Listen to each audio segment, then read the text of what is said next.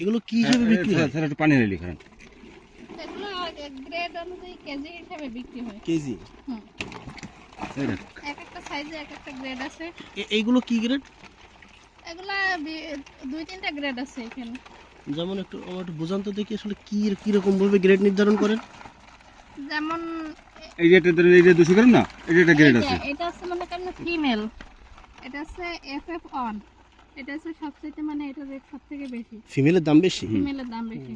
আচ্ছা। আর এই যে গ্রেড, এটার উপরে যত গ্রেড হবে মানে 200 গ্রাম 190 গ্রাম থেকে উপরে যত হবে সবই FF1 গ্রেড, সবচেয়ে বেশি রেট। এগুলোর কেজি কত করে হবে? এটা মনে করেন যে এর মাঝে হাইয়েস্ট এবছরে 2200 টাকা উঠছে 1 কেজি? হ্যাঁ কেজি। ও আচ্ছা আচ্ছা।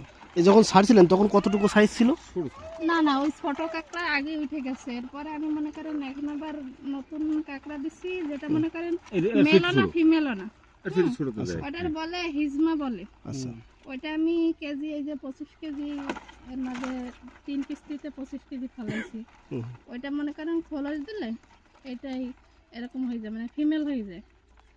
আর এইটা এখন ফিমেলের আবার যখন এটা গিলু পরে না, মানে পরিপক্ক হয় না, যতক্ষণ মানে খাবার পাইলে পরিপক্ক হয়, পরিপক্ক হইলে গিলুটা ভরে গেলে ওইটা সিলেকশন বলে।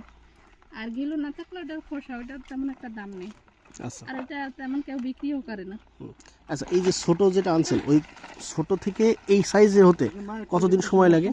এইটা মনে করেন যে 100 গ্রামের একটা যদি হিজমা কাঁকড়া ফেলানো হয়, ওইটা একবার ফ্লোর দিলেই মনে করেন যে 200 গ্রাম হয়ে যায়, মানে যা থাকে তার ডাবল হয়ে যায়। কতদিন? এটা মনে করেন যে 15 দিনও দিতে পারে, 1 মাসও দিতে পারে, ঠিক ডাবল হয়ে যাবে? হ্যাঁ ডাবল হয়ে যাবে, মানে একবার ফ্লোর দিলেই ডাবল হয়ে যাবে। খুশি খুশি রাঙ্গ হয়ে 200 গ্রামের একটা কাঁকড়া 400 গ্রাম হয়ে যাবে। এদের খাবার দেওয়া লাগে তো? হ্যাঁ, আমরা প্রতিদিন এই যে তেলাপিয়া মাছ কাইটা কুচিয়ে তারপরে দিই। তেলাপিয়া মাছ? তেলাপিয়া মাছ, মাছ খাওয়া এটা লাগে আবার মনে করেন যে কিনি, তেলাপিয়া মাছটা কিনে তারপরে খাবার দিই। আচ্ছা আচ্ছা। সবাই তো খাবার লাগে। না না না, অন্য মাছেদের তো দিতে হয় কিনা খাবার। হ্যাঁ, না, এটা তেলাপিয়া মাছ সবথেকে ভালো, এটা মনে করেন খায়, অন্যান্য খাবার